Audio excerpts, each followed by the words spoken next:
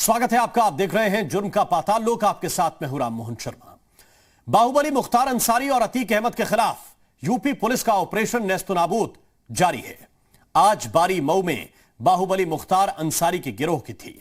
मऊ में पुलिस ने मुख्तार के करीबी और बीएसपी के पूर्व सभासद रजनीश सिंह की करीब 39 लाख रुपए की अवैध संपत्ति को जब्त कर लिया। रजनीश सिंह के खिलाफ 3 मुकदमे दर्ज हैं, जिसमें एक मामला 2009 में ठेकेदार मुन्ना सिंह की हत्या का भी है। इन मामलों में कानूनी चक्की कुछ धीमे जरूर चली, लेकिन इसमें शक नहीं है कि यह चक्की अपराध के साम्राज्य को बहुत बारीकी से पीस रही है।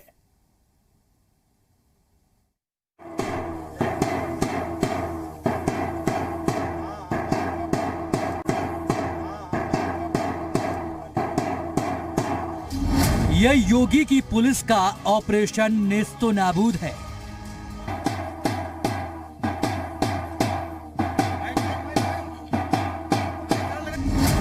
ये मुनादी गुनहगारों में खौफ भर देती है। आरजी संख्या 456 मीटर रकबा 71 यानी 713 वर्ग मीटर कुल की गई है और इसकी कुल अनुमानित कीमत 39,21,500 रुपया मात्र है।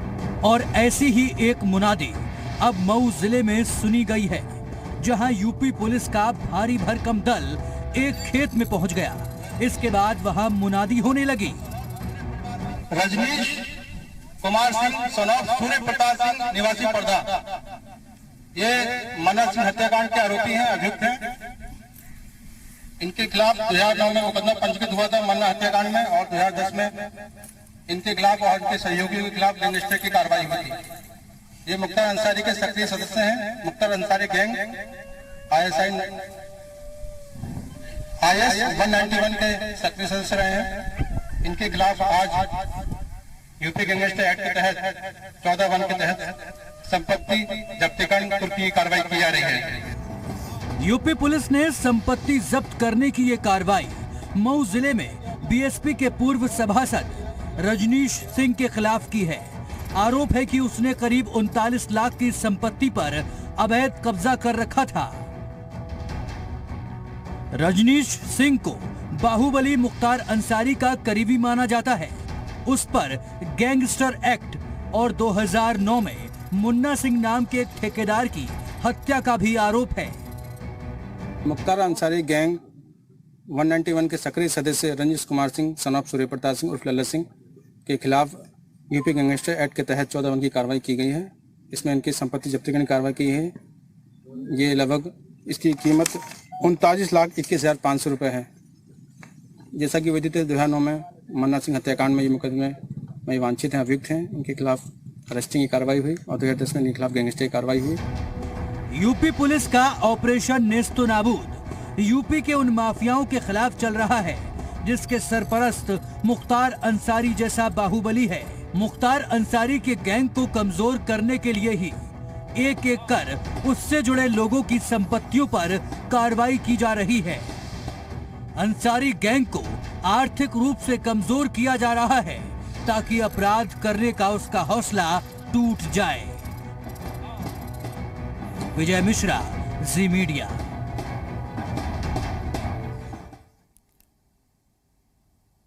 और नेता जैसा करते हैं उन्हें देखकर जनता भी वैसा ही करती है। हालांकि जौनपुर में एक नेता जैसी मिसाल पेश की, उसे देखकर तो यही कहना होगा कि ऐसे नेताओं की हरकत की नकल बिल्कुल ना करें। जौनपुर में बीजेपी के काशी क्षेत्र की महिला मोर्चा की मंत्री पर पड़ोसियों के घर पर पत्थरबाजी के आरोप लगे हैं। आरोप ही नहीं लगे, बल्कि पत्थर फेंकते हुए उनका वीडियो भी सीसीटीवी में रिकॉर्ड हुआ है और यह वीडियो अब वायरल है।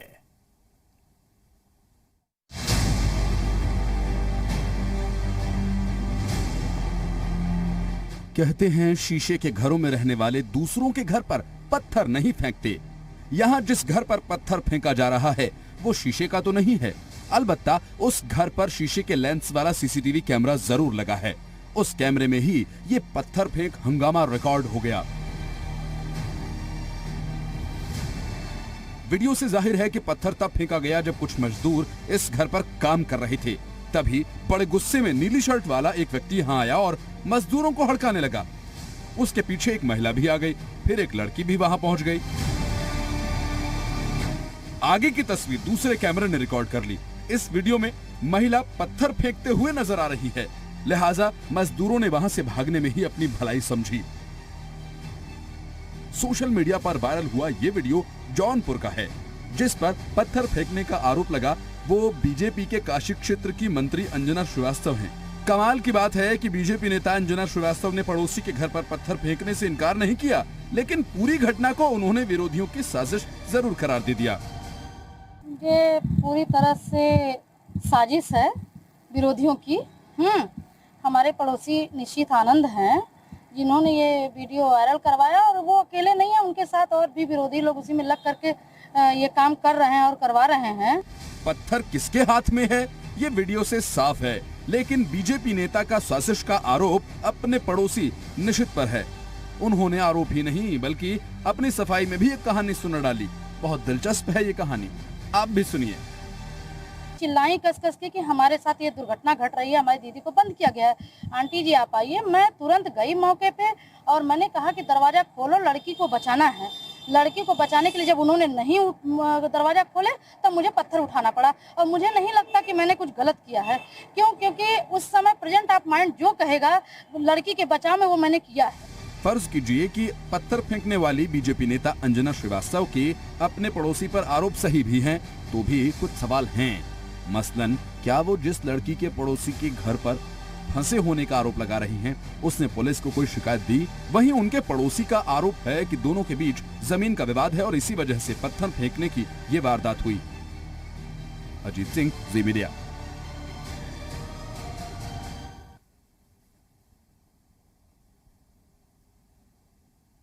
और उत्तर प्रदेश पुलिस ताबड़तोड़ एनकाउंटर कर रही है।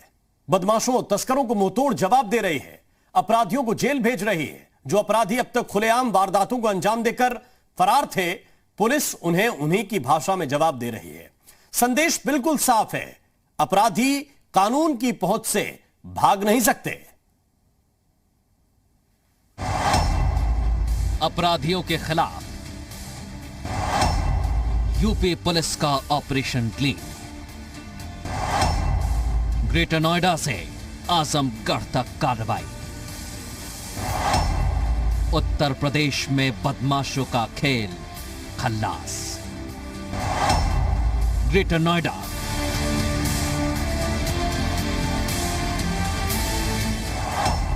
हापुड़,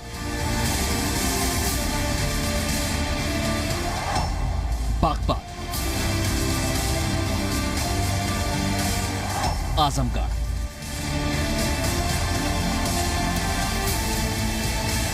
अपराधियों के खिलाफ यूपी पुलिस की बंदूक आग उगल रही है।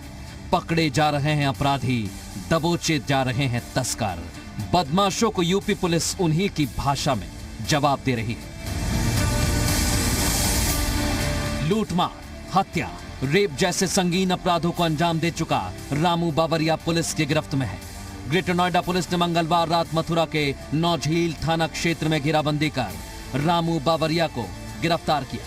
मुठभेड़ में रामू को पैर में गोली लगी। रामू बावरिया पर 50,000 का इनाम घोषित था।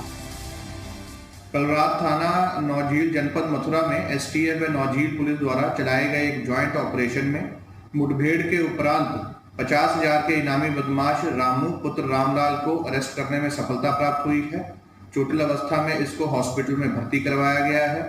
ये विगत कई महीनों से जनपद मथुरा, अलीगढ़ व हरियाणा के कुछ जनपदों में लूट डकैती की घटनाओं में संलिप्त रहा है।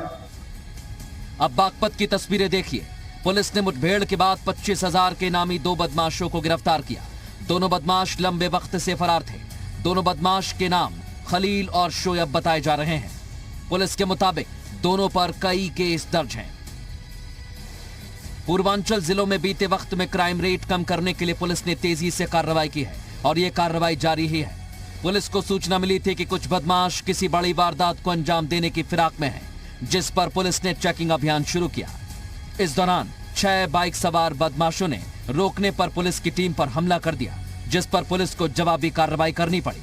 कार्रवाई में पुलिस सभी 6 बदमाशों को गिरफ्तार करने में कामयाब रही। ये 6 अभियुक्त गिरफ्तार किए गए हैं और इनके पास से भारी मात्रा में असला बरामद हुआ है। इनके पास से 2 चोरी की मोटरसाइकिलें बरामद हुई हैं।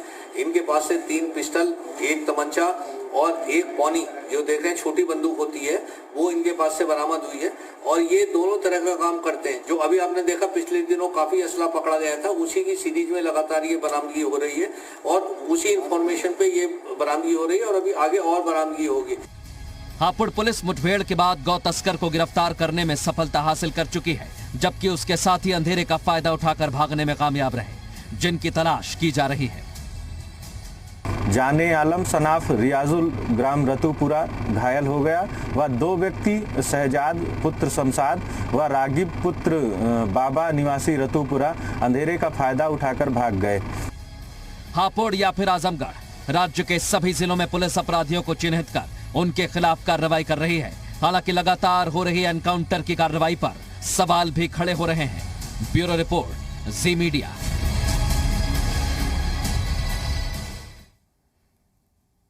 और ग्रेटर नोएडा में 70 साल के एक बुजुर्ग को सड़क पर घसीटने का वीडियो वायरल हुआ है। बुजुर्ग को घसीटने वाले दोनों युवक उसके बेटे बताए जा रहे हैं। आरोपी बुजुर्ग को सड़क पर फेंककर फरार हो गए। मामला दनकौर थाना इलाके का है।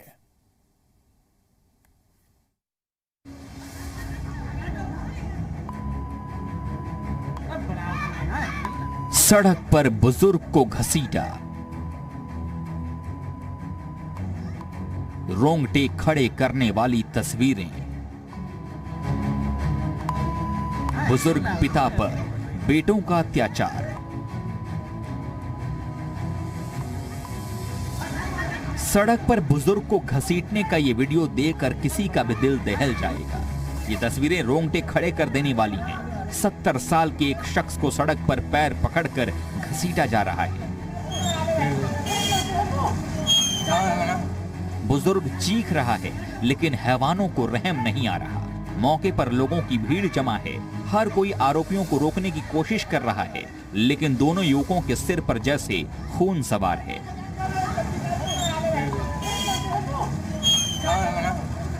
ये सनसनीखेज और हैरान कर देने वाला वीडियो सामने आया है ग्रेटर नोएडा के दनकौर थाना इलाके से। बुजुर्ग को घसीट रहे दोनों आरोपी उसके बेटे ही बताए जा रहे हैं। देर रात आरोपियों ने बुजुर्ग पिता से मारपीट की और फिर पैर पकड़कर उसे घसीटते हुए सड़क पर ले आए। चीख पुकार सुनकर मौके पर लोगों की भीड़ जमा हो गई।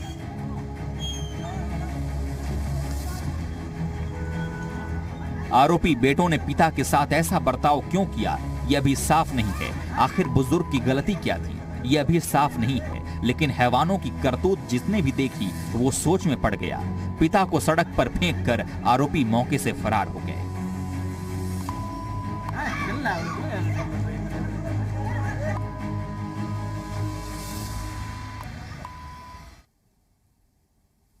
और बागपत के छपरौली थाना क्षेत्र में 18 सितंबर को हुई हत्या के केस में पुलिस ने खुलासा कर दिया है।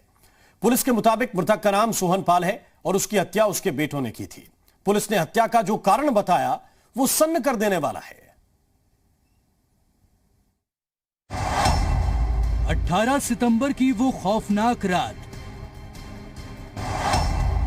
2 बेटों ने पिता को उतारा मौत के घाट। 5 दिन बाद हैरान कर देने वाला खुलासा सामने आई। हत्या की हैरान कर देने वाली वजह, जिसे सुन पुलिस भी सन्न रह गई।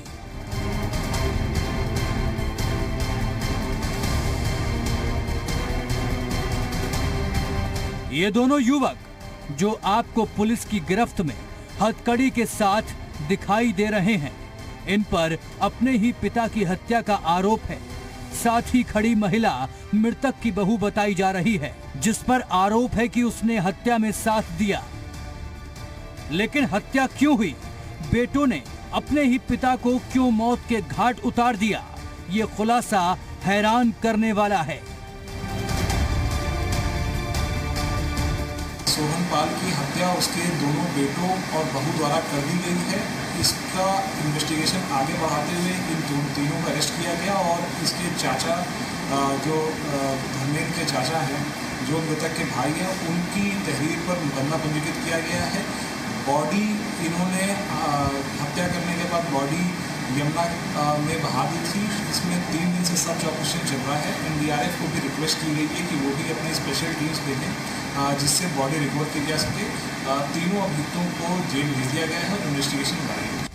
पुलिस के मुताबिक हत्या की असल वजह अवैध संबंध थे। मृतक सोहनपाल के अपने बहू के साथ संबंध थे, जिसके चलते बेटों ने अपने पिता को मौत के घाट उतार दिया। यही नहीं, जिस महिला से मृतक सोहनपाल के अवैध संबंध थे उसे भी हत्या में शामिल कर लिया। सोहनपाल का अपने बड़े बेटे की बहू से अवैध संबंध था, जिसको लेकर उसका बेटा और उसका दूसरा छोटा बेटा ये इससे अप्रसन्न थे और इस पर जब कन्फ्रंटेशन हुआ तो तैश में आके उन्होंने उसकी हत्या कर दी। घटना को अंजाम देने के बाद दोनों बेटों ने शव को यमुना नदी में बहा दिया। आरोपी शव को ट्रैक्टर के जरिए यमुना तक ले गए थे। घटना में इस्तेमाल किए गए ट्रैक्टर को पुलिस ने बरामद कर लिया है और आरोपियों को जेल भेज दिया है। ब्यूरो रिपोर्ट, जी मीडिया।